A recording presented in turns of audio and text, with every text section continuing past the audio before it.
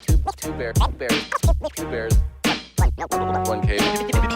So I have a rule that I've had for a long time before we were friends is you don't try to keep up with a Canadian while they're drinking. I remember you telling me that. Don't do it. It's a mistake. I tried it with Tom Green, and I fell prey to the situation. They just know how to do it better. DC Improv, we were just drinking at a bar across the street, and it was just like, I was wrecked, and he was fine the next day. And don't try to keep up with Canadian or an Australian. And then I modified it to also any comedian from Chicago. And then for sure, you. Yeah, Mark. I was trying to put the hurt on Mark. Man, he wants to keep up too. He wants to hang, and he's a good drinker. Yeah. But like, you and DeRosa, you're like, do this hard liquor. You're like, get the fuck away from me. Let me go on my own pace, dude. I didn't realize that the clip we were running at when we were in Europe together. Like, I didn't realize. He was worried going into it. He goes, "What do I do?" I'm like, "I don't know, dude. Drink near a potted plant, so you can fucking when Bert's not looking." We were just talking about that. We like when we were at Top Golf with you and Tom at the national championship game, and it was like you were drinking doubles and doubling us with your doubles. That's when we got to Sober October. Yeah, because it was like he drank so much. Sober October. How should it be said? Do you remember when I texted that? And Joe was like, "Are you making it all about yourself?" I was like, "I think I was the one with the drinking problem." Dude, yeah, it was for sure you. Dude, I had a barbecue during Sober October, the first one, and I had 2 coolers at my old place with a backyard. We did a podcast there. I love that place. Fun is a 4-letter word, I think. Something like that. We got fucking wasted there. Oh, yeah, that was great. You bought a dress at the fucking place next door. Yeah. At the thrift store next door because you're so hot. I was so hot I bought a dress. Yeah, you had to like let some air go. We did it in the back there. And anyway, but I had a barbecue there and I had 2 coolers. One said booze and the other one said Sober October. Yeah. But I remember the ERT on there. Are we doing that again this year? I think we are. Yeah. I don't ever want to, but like... Well, what's the story with it? I don't know. I heard Joe and Tom talking about it, and I was like, "Fuck them! Let's us talk about it." Okay. I think the goal is yoga again, hot yoga again. 15 hot yogas. I was livid yesterday on the plane. I was like, but it's a control thing for me. It's like a weird control thing, and I think it makes me claustrophobic. And so I just played backgammon on the fucking whole flight. I bought internet for the flight and just played backgammon nonstop. And then you play backgammon, Shish-bish? I play hardcore backgammon. You know, I might be the best comic backgammon player. There's literally, because I know what you're doing, but it still is working. There's literally if we played 100 games, betting cube or not, there's literally. No, I won't exaggerate. Okay. There's a 7% chance you would win more games than me. I can guarantee. I would say no, but that'd be ridiculous. I can guarantee I would win over 50% of the games. You're out of your mind. If we played 2 games, sure, luck is luck, absolutely. 100 games, If we played 100 games, I'm probably winning 72 games. Oh my God. Oh my God. Oh. You are a fucking cunt. I am. Fuck you, dude. Without a doubt, the best backgammon player out of all the comedians. There's not one. Can you even pick up the dice with your stubby fucking fat fingers? I am the number one. I'll gammon you a couple times.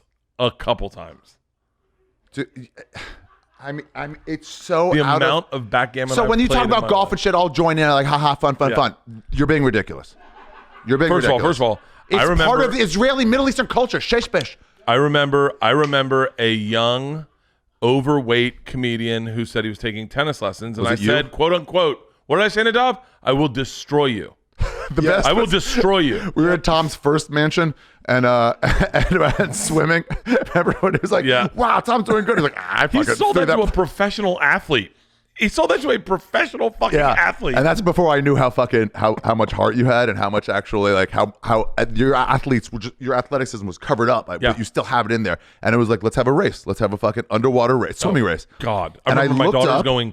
I don't think Ari ever learned how to swim. Yeah. Do you remember that? In my head, I was like, I'm thinner than Bert. And then you lap me and you're like, do you ever swim? I'm like, it's been like 10 years. And like, did you swim growing up like I did in Florida? I was fucking like, triathlon. No. And he's like, and you're like, why did you think you beat me? I'm like, I don't know now that you're thinking about it. It was Tom said, I'm taking tennis lessons. And I said, did I not say I will destroy you? You did. And I beat him so bad that he won't show it. You're right. You're right. As a matter of fact, we filmed the whole thing, and he goes, I think that's better. Just keep on the live thing. We don't want to put something like that out. I beat him so bad. I aced him. I'm not even joking. Maybe 40 times. Wow. Maybe 40 times I aced him. Wow. And his tennis coach, who's like a professional tennis player, went up and said to him, "This is going to be rough. He's got a legit D1 serve." You, and he meant. me. And Tom's like, "Huh?" Tom got so upset he couldn't return the ball. He couldn't even return the ball. Could not. What do you mean return? Like I'd serve points? and it would hit the top of his racket and go scooting up in the air. And he goes, "I don't know." And let me tell you something. To not show it when you have filmed something that amazing. Do we have a highlight reel of that? We gotta have a highlight reel, right? To not show this amazing thing that you filmed is such a fucking waste. Poor Lindsay. Why not eventually put it out? Lindsay was just started working for Tom, and he had to root for Tom. And when Tom's son was there, and I think they took him away. They didn't want to see this happen. Oh wow! They were like, "Hey, just get him out of here. You don't want to see this." And then everyone was there, and they were all rooting for Tom. Come on, Tom! And I was like, "Hey guys, I work with you also. I also work with you. You got to root for the underdog." And it was so uncomfortable how bad he got beaten. And that was do we have any footage of that, Nadav? Not ready to go. Not ready. That was before basketball. That was before basketball. Yeah, he'll never play tennis again. He'll never play basketball again. By the way, it's so heartbreaking because you do want to, like when you talk about Bert and Tom. Yeah, I'm such a blowhard that you automatically want to root for Tom. Yeah, and so when we go to play basketball, everyone's like, "Oh, he's got you this time, Bert. He's got you this time." And then he has the most catastrophic, life-changing fall that anyone could have, and he just the look on his face like, "I was about to win." Were you? No, he was. Oh. He was about to dunk on a 9-foot rim, and instead his body goes, "We weren't built for this." His body was like, "Nah, come on." Oh my God! Enjoy your man. Look at this. They're still rooting for him. Tom did win. He did win. Did he? He dunked on a 9-foot rim. That's not a win. He ended up in the hospital. You don't. Yeah, but he outdunked you before a win. that. Joe Theismann didn't. They made him beat the Giants because he walked but again. Lawrence Taylor ended his career. Yeah. He didn't win that game. I don't know who did win that game. Who knows? Nobody knows. All you know is Joe Theismann lost. Nobody knows. Joe Theismann lost. Yeah, that's right. Lawrence Taylor won. Joe Theismann lost. And who knows? It broke my heart because I was like, oh, Tom's gonna get his victory finally. Wow. And fucking. How could you not put that out? That's crazy. The tennis? Yeah. It was so. You dominated him. You should put it out. No, Tom doesn't want it. He doesn't want people to see that. Why? I don't know. He's shy. Like He's trying to show himself as an athlete. Is that how he bills himself? As someone who could beat you? I think so. Yeah. Do you remember when we all tried to throw up 220? Oh yeah, Rogan's. Yeah, and all of us got pinned, and then Rogan's like, what? One hand. He did 10 of them. Yeah, I'm like, I remember telling someone that, and they're like, "That's a lot of fucking weight to do 10 of."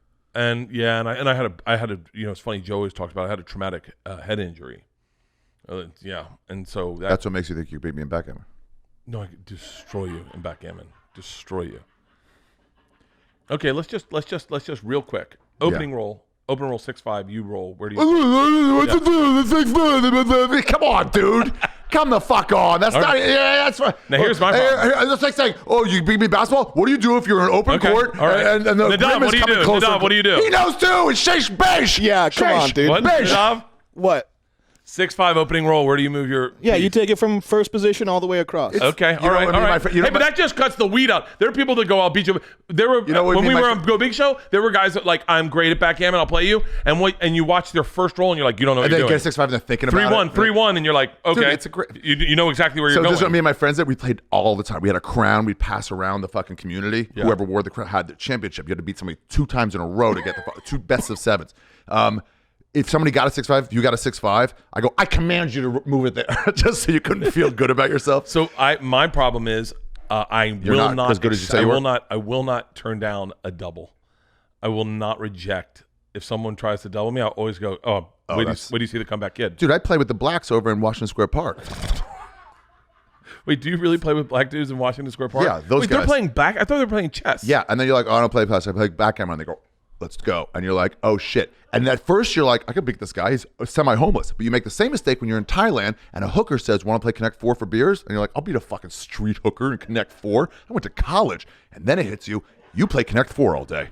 And I haven't played all day. All day. Yeah. You play Connect 4 all day. And all they do, if anyone wants to go to Thailand and have a great time, challenge those street hookers to Connect 4, and you will see a fucking so out there professional Connect 4 player. We're in Austria in college, and one of the games on the street. It was like $20 or whatever, and it was you got to hit a nail With the back of the hammer. Yeah, and a big Australian guy goes, I got it, takes it, and fucking one hit hits it in. And he goes, construction worker. And you're like, oh, you do it all day long. Yeah. You forget. That's what the thing. Yeah, you have to know if you go like this and tap it, or do you go like this and miss it? You know, because if you want to get that one, you have to hit. It's because that's the same thing with comic. People heckle a comic, and you're like, oh, I'm a professional comedian. Best backgammon game I ever played. We're in Tel Aviv. We're in a cab away from somewhere to. We're all going to chip in and get a hotel room. Oh my God, we need to do a. Keep going. I just got the most brilliant fucking idea. We should do backgammon, but just like professional wrestling. So it's me versus you, and you get one guy who's your dice roller, right? Hype man? You get one guy who moves like a hot chick in a bikini will move like your Arvana White. Yeah, will move your pieces for you. That's great. You're the brains, right? And so and then you get an actual hype man who's talking shit about your team. So you get like Mike Lawrence or fucking Dan St. Germain just to be shitting on you the whole time, getting you out of your game, just to be fucking with you. And then it's a 4-person game. So it's 4-person. I bet we get Patton Oswalt to do it. Patton Oswalt's amazing at backgammon, apparently. I texted him. I texted him last night, and I was like, hey, man, do you play backgammon a lot? And he was like, obsessively. Call him, text him right now and tell him I said he'd go fuck himself. Pass on that phone over call. Backgammon. I bet we don't cut that out. I bet we can take all the comics who fucking play backgammon, and you get a 4-person team. And you set it up real nice. Like, yeah. Your dice roller. Like if I had Snoop Dogg rolling my dice, right? Snoop Dogg's rolling my dice. I get fucking, who do I get? I'm gonna smoke. Oh, I get Christy Mack moves my pieces. And then my hype man would be, I would take Mike Lawrence as a hype man. He's a good one. And he's just talking shit. Hinchcliffe would not be bad. Hinchcliffe would be fucking great. Yeah. Dude, let's sell this as a fucking show. I'm in. I'll let you sell it, but I'm in. I wonder if Tom can play backgammon. I'm sure he'll say he can. Bert and Tom, Tom and Bert. One goes topless while the other wears a shirt. Tom tells stories and Bert's the machine. There's not a chance in hell that they'll keep it clean. Here's what we call 2 bears, 1 cave.